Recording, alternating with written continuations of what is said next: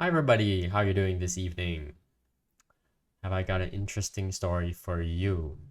Something that really blew up on the Chinese internet last week. I'll jump right into it. China's Ministry of Education has just launched a major drive to make boys more manly. What does this mean? A notice from the China's Education Ministry has caused a stir after it suggested young Chinese men had become too feminine. The message has been criticized as sexist by many online users. Yes, of course.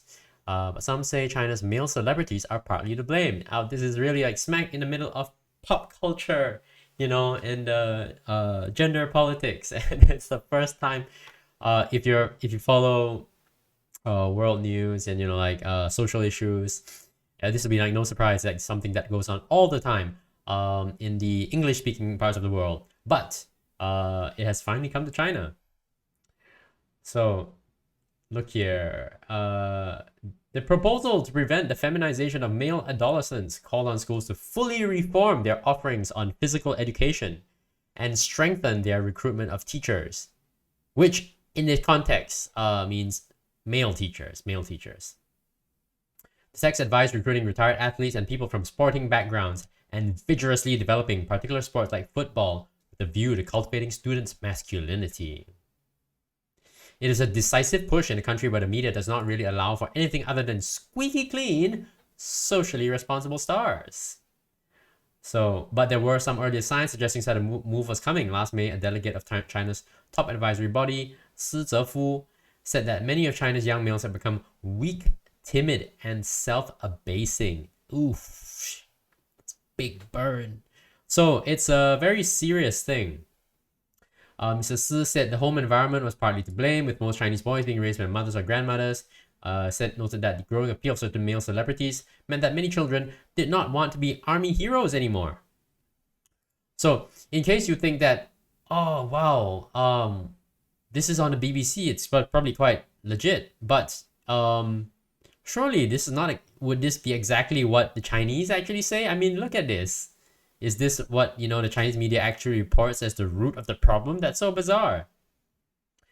Boy bands, look at this. Boy bands like TF Boys are wildly popular, but media ask if they are good role models. But why not? Because they have spotless reputations and never have any behavior out of line or a hair out of place. So how could they possibly be bad role models? So you can tell I'm really enjoying this. Let's see. On social media platforms, Sina Weibo, comments pointed towards China's male celebrities being to blame, largely those who are known as little fresh meats, which is 小鲜肉. This is a buzzword that refers to young Chinese male icons who are seen as squeaky clean, well-groomed, and with delicate features. Which is not a phenomenon restricted to China either. I mean, boy bands are similarly well-groomed in Korea.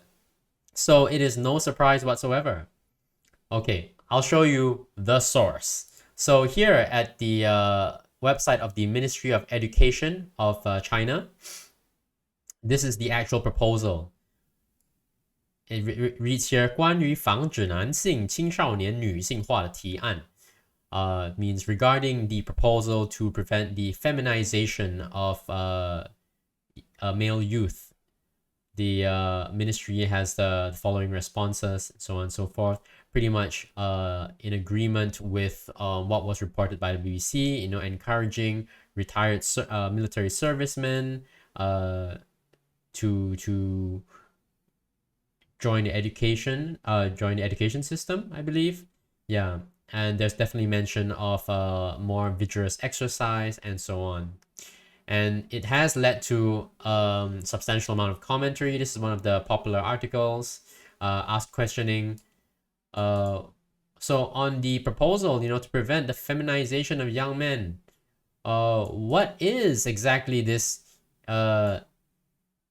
this yang, the yin and yang symbol, the yang energy or masculine energy? What is that?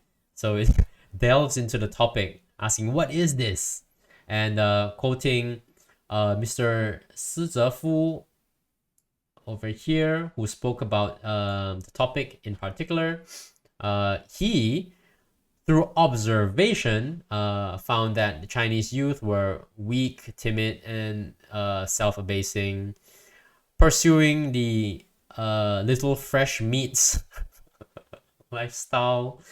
And he said that this was a symptom of boys becoming more feminized.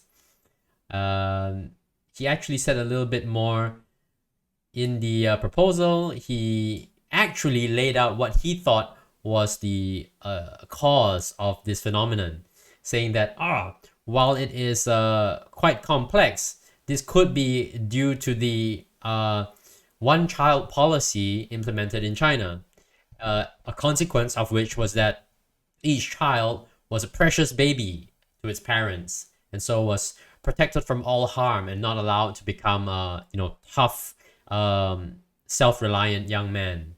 So Mr. Si continues, after birth, boys are in contact most with closest contact with maternal influences. And when the child is a little older, and parents go back to work, the boy is often raised by the grandmother, and so lives for a very long time within this maternal sphere.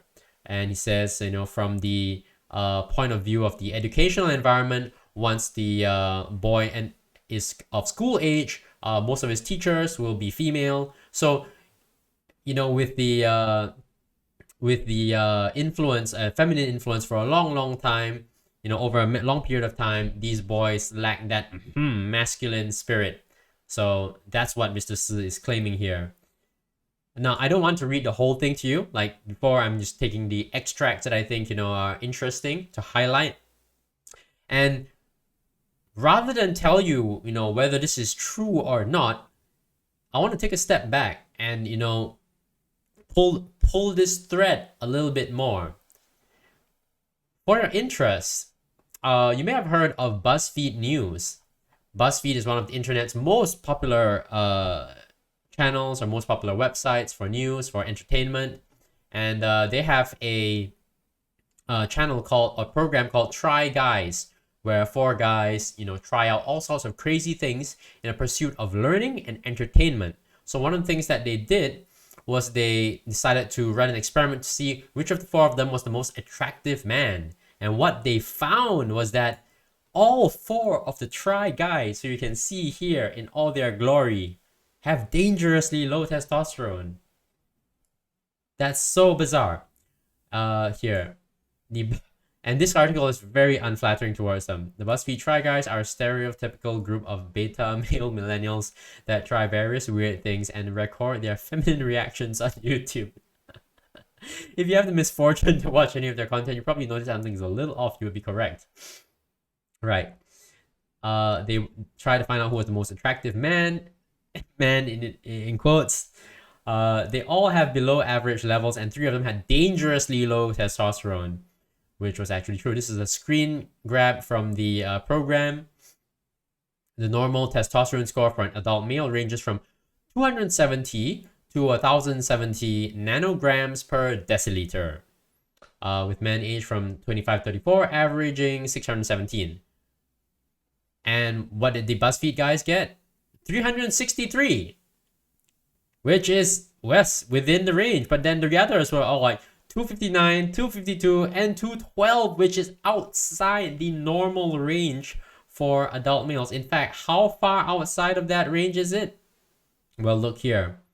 For men to have testosterone levels, total testosterone that is in that range, they would have to be in the 85 to 100-year-old age group to have testosterone of that level. That is how far off the norm that these 4 unfortunate guys are.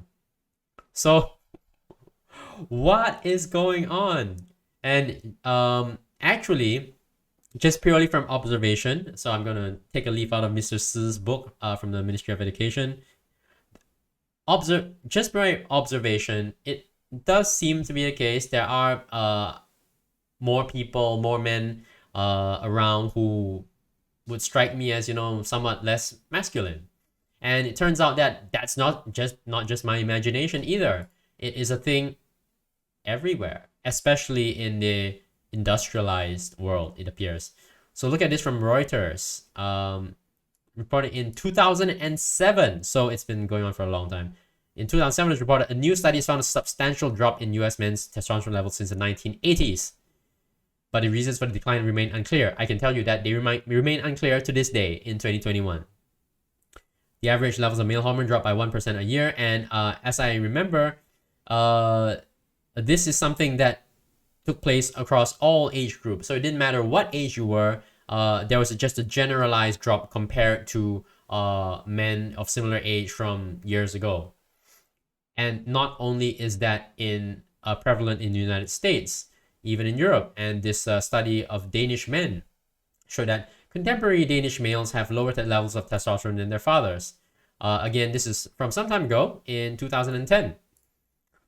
The research conducted on 5,000 Danish men showed that those born in the 1960s have an average 14% lower testosterone levels than males from the 1920s. So it's great that they have data that goes that far back, but it is it's a little frightening and thought-provoking, said Anna Marie Anderson, the research study leader.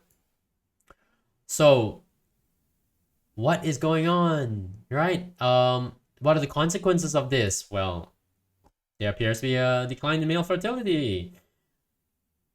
In 2013, it was reported in the Wall Street Journal. Scientists are puzzling over declining sperm counts. Is it a crisis or is there not enough data?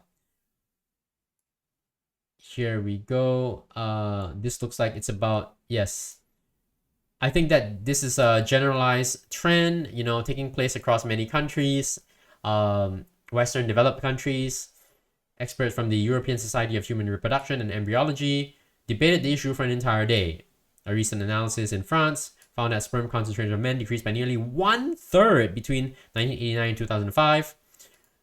Most but not all studies from several European nations with large databases and the ability to track health records have found that over the past 15 years or so, the counts of healthy men between 18 and 25 have significantly decreased. So it is a definite generalized trend, and it appears now that this trend is coming to China. And if you live in a industrialized or industrializing developing country, you know, in a urban environment, you know, with an office job, this might just apply to you as well. So I'm not sure, then I don't know where you are, you know, if there are any studies, but this is a thing that has taken place in many places. And look at this. Another thing that has come under observation is that over the past decades, grip strength of men has been on the decline. Look at this. As part of the International Prospective Urban and Rural Epidemiological Study, researchers measured grip strength in nearly 140,000 adults in 17 countries. Oh, so this is including men and women. And they assessed grip strength. Each 11-pound decrease in grip strength over the course of the study was linked to a 16% higher risk of dying from any cause. That's all-cause mortality, which I understand in medical terms is extremely serious because it means it is such an important factor, you know, grip strength, that it correlates with death from anything at all, whether it's heart disease, you know, any kind of disease, stroke, right, heart attack. So it is extremely serious. They don't understand why, you know, the connection between grip strength and death remains strong even after the researchers adjusted for other things such as age, smoking, exercise, and other factors. So which is very strange. So if you exercise but you had weak grip strength, this trend appeared to hold true nonetheless.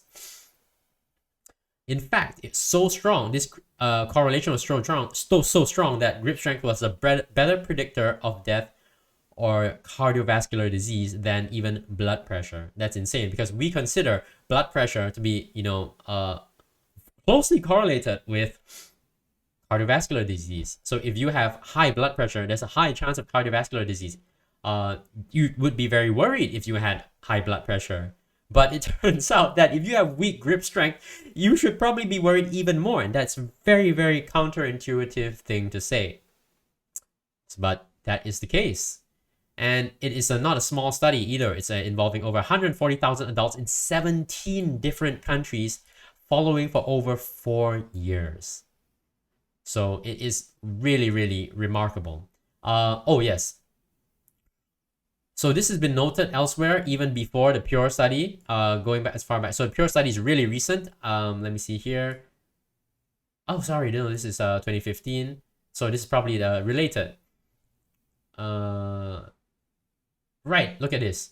In a study of Americans aged 20 to 34, so this is a different study, not the Pure study. Young men have significantly weaker hand grips than their counterparts in 1985 did. The same was true of women aged 20 to 24. Right, so it's a different study. And now we know that from the Pure study that weaker grip strength is associated with all-cause mortality. So it's a very serious thing. And I'm not saying that this is directly related to masculinity or testosterone, but it is a thing that, testosterone is associated with making you strong, more masculine traits like lifting heavy things, moving things around. And so weaker grip strength is, associated with that. And so we can see here that, okay, so as the world, becomes more urbanized, our lives become more sedentary, we have lower testosterone in men going back decades, well documented in Western industrialized countries.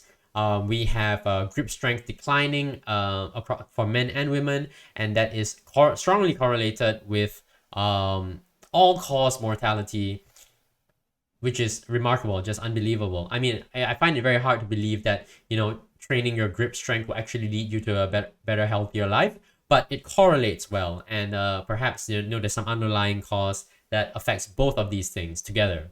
I'm not sure about that. So, which brings us to the question now, after saying all that, testosterone and masculinity, testosterone, which, is the symbol of masculinity, what exactly does it do for men? Or what does it do for men and women? So I looked up this Harvard Medical School article, what it does and doesn't do for testosterone. Okay, it plays some role in sexual development. For women, also ovarian function, bone strength, sexual behavior, and too much testosterone can cause a lot of problems. But obviously, that's not the concern for most of the men facing low testosterone now, like our poor BuzzFeed try guys. Deficiency of testosterone, in fact, on the other hand, can lead to these. Reduced body and facial hair, well, not such a big deal. Loss of muscle mass, that is a big problem, because if you're talking about the grip strength, which we're really concerned about right now, you would have less of that. Low libido, yes. Increased breast size, that happens. Hot flashes. I think this is really important. That I think it goes unnoticed that low levels of testosterone can cause irritability, poor concentration, and depression, which would affect your quality of life. It will affect your work and your relationships. So this is really important. Brittle bones and an increased risk of fracture, which of course is a huge problem for older women with osteoporosis. So the men with low testosterone would also have to worry about this more than most. Let's see. Okay. So testosterone can treat the following kinds of testosterone therapy can treat the following kinds of problems with men facing these problems of low testosterone. Generalized weakness, which I think a lot of people in the modern world feel. Some of it might be down to this. It would be, if it would be an easy thing to find out. Low energy, I think everybody feels that, from time to time. Disabling frailty, now that's different, and I think I associate that in my mind just to share, with the symptom of a phenomenon of young men in Japan who shut themselves off from the world. They're called hikikomori, and they're called shut-ins. And they do not face the world. They don't go out to get a job. They stay home in their room all day and, you know, read comics and play video games. They disabling frailty. I don't know if it's because of low testosterone, but I would not be surprised because they don't probably don't go out very much, right? Being shut-ins. Depression, yes. Problems with sexual function, highly likely. And problems of cognition, which is a huge deal because if your cognition isn't very good, you may have difficulty holding on a job, even if you could work from home in front of a computer screen. So this is a big deal. This is a very big deal. And I think it's now I can, you know, come back to the screen here and talk to you directly. It is pretty remarkable that China, you know, is the latest country to observe that, oh, there is a problem with the young men, that is they're not as masculine, and the way they present it is more, you know, more like a cultural archetype that is, oh, the young men are not as masculine as their predecessors. Yes, but also there are entirely valid and important medical concerns about this. In fact, I think probably the Ministry of Education in China recognizes that, because they actually go on to state that the phenomenon of the low test masculinity puts the survival of the, you know, Chinese nation at risk, which was actually quoted in the report.